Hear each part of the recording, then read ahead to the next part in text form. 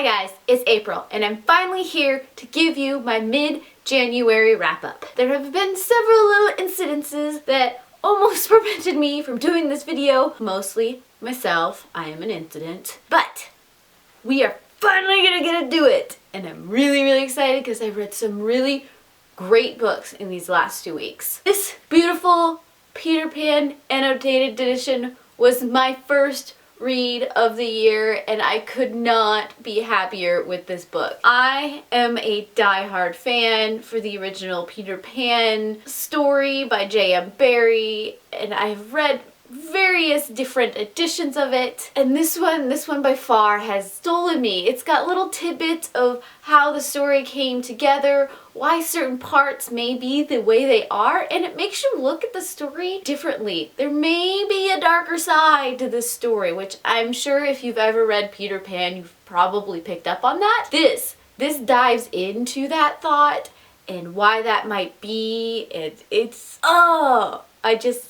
I loved this book, and I love the story of Peter and Wendy. I finally picked up A Darker Shade of Magic by V.E. Schwab. I've never read any of V.E. Schwab, so I had no idea what I was getting myself into, but I was pleasantly happy with this story. In this story, there are 4 parallel Londons. You've got Red London, White London, Grey London, and Black London. In the past, people have been free to move between the different Londons, but something happened to take over Black London and close all of the doors so that only a select few people can now pass through the different parallel Londons. Kel, our main protagonist, is one of those people who seems to have the natural ability to move from one London to the next London. In service to his king and queen, he transports messages from one London to the other London to the other London, but not Black London, because Black London has been completely quarantined. Besides just giving messages from one kingdom to the other kingdom, Kel has a habit of collecting little trinkets for trade throughout the different Londons. This is technically illegal, but Kel, he likes to collect. This gets him in trouble when he accidentally picks up an object that holds some magical power and then loses it to a pickpocket named Leela. Leela, I absolutely adore Leela. She is a street rat, pickpocketer, and causes all kinds of chaos, but ultimately has to team up with Kel to solve this problem that might bring down all of the Londons. I really like Victoria Schwab's writing style, and I can't wait to get into more of her writing. And just the world she has built in A Darker Shade of Magic was entrancing, and I want more. I then picked up Waistcoats and Weaponry by Gail Carriger. This is the 3rd book in the Finishing School series, where Sophierna is in her 2nd-ish year of education. There's still this animosity between the vampires and the picklemen and the werewolves, and she's just learning how to be a spy and how to manipulate people and how to finish. And while I didn't enjoy this as much as I enjoyed the 2nd book, I really like the style, as always, that Gail Carriger brings to these books. And I have no idea where Sophierna is going to end up, and I think that is the greatest pull for this series for me. So I found a copy of the Phoenix Unchained by Mercedes Lackey and James Malloy. I had no idea this was actually a 2nd series in a universe, so I started reading and was ultimately confused why they were assuming we knew this backstory and we were getting... I later looked up and realized my mistake. It's about 2 best friends, Tericel and Harrier, who are on a quest to go find a wild mage because Tericel has found himself with some magical powers that he may not have control of. On their journey, they meet centaurs and unicorns, which I think is absolutely great. And you find out that both boys may have a deeper impact on the future than either of them originally realized. I did like this series. This is the first time I've ever seen Mercedes Lackey co-write with somebody else. I do think that if I had read the first series before I had picked up this one, I might have been more invested in the world, but I'm still interested to see where these boys go. And then there was Spook Show 5 by Tim McGregor. Spook Show 5 is Half Boys and Gypsy Girls. This continues on Billy Culpepper's journey of seeing spirits and personal relationships and living with a ghost or two and figuring out their past as well. I had such a great time reading this story.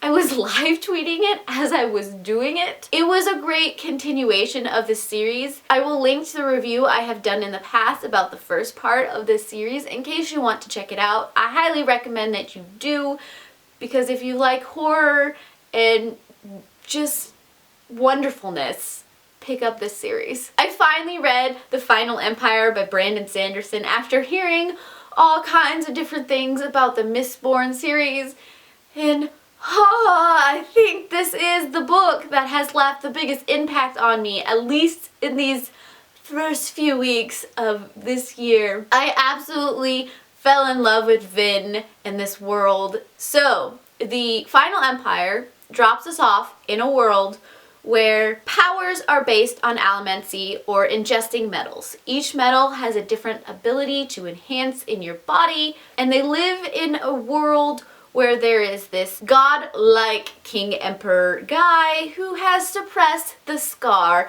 who are the lower class working people who basically live to do whatever you tell them to do. This, of course, has led to a very unbalanced empire, and people aren't very happy in planning revolts. And that is kind of where this story is. I am in love with the character Vin and just where she comes from and how she grows and develops and helps with this whole thing in ways you don't expect. I have no idea where the rest of the series is gonna go, but I can guarantee you I am going to be reading it because it is amazing.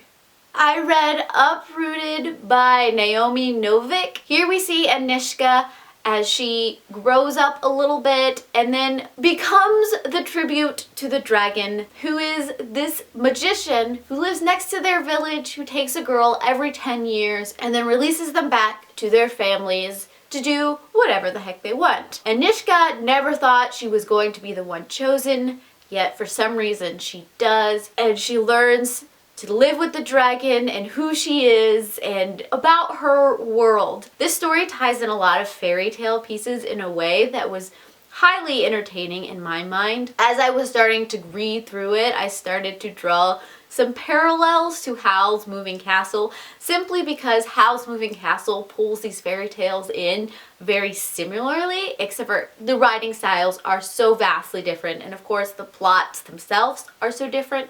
It was just those little pieces of the fairy tale and how they're connected to the overall story that just reminded me of each other. So Uprooted, Howl's Moving Castle. Overall, I really enjoyed this story. There were points where the sentence structure threw me a little bit, and I understand part of that is because it is a translated piece of work. It's one of those books that is going to be on my bookshelf physically at some point in the future. And then there was Leaving Time by Jodi Picoult.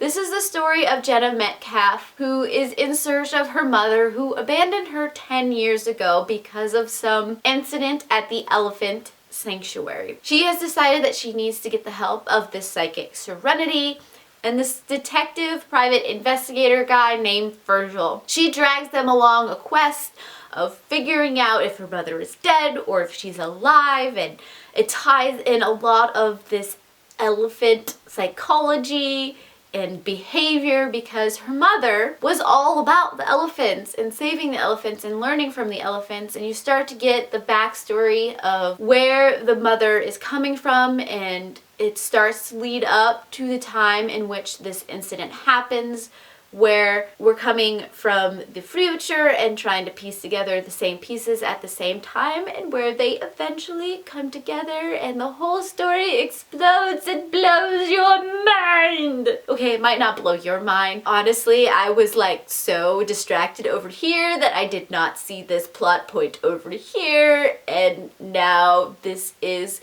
a favorite book of mine because it's got elephants and it's got something that surprised me. A lot of times I am guessing plot points and plot twists, and I almost saw this one coming, but at the same time I was so distracted I didn't even see it coming. Last year I had read the short story about Serenity and how her powers just left her, and then this story takes up after that, and I think because I had a little bit of that backstory that I enjoyed this story even more. Then I picked up Boundaries for Leaders and Being Ridiculously in Charge. Things are changing at work for me. I'm finding myself in a higher position in dealing with people, so I thought this was a good book to pick up and learn how to be a leader. I want to do more of that. I want to learn how to lead people. This book, however, didn't really give me a lot of new material. I think part of it is because I have such awesome leaders in my life already, so none of it was really a surprise.